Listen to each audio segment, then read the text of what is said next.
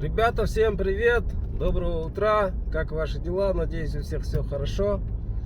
Я рад приветствовать вас на своем канале. Это Ризабек. Сегодня хочу поговорить с вами об одном очень интересном моменте в продажах. Такой парадокс, знаете. Вот я наблюдаю за теми закупами, которые ранее я делал. Вот вы все прекрасно знаете о одном из последних закупов, когда мы привезли очень много товара на 8 газелях. Товар давно не в новом состоянии, мягко говоря, да. Много что надо было, восстанавливаем. Вот, но оттуда уже хорошо продаются, несколько вещей уже продалось. И есть один закуп у нас, который мы сделали полгода назад, может даже больше. Вот я сейчас у своих девчат спрашиваю,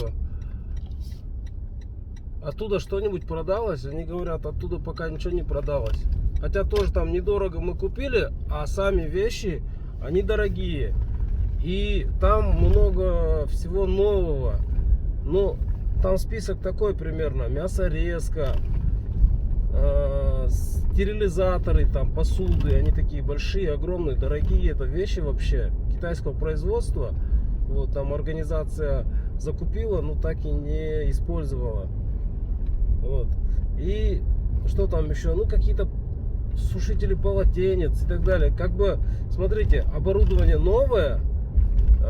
Я готов его еще подешевле продать, но спроса нету на эти вещи вообще. Вообще ничего оттуда не продал. Там еще что было? Там, такие, знаете, казаны.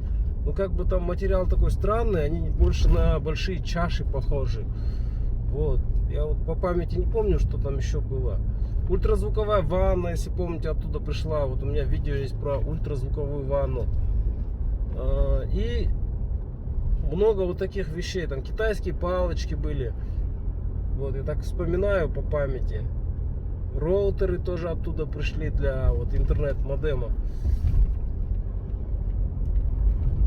Вот такой вот интересный момент есть. Смотрите, есть товары, которые хоть и старые, но они хорошо проходят, продаются. Есть товары, которые дорогие,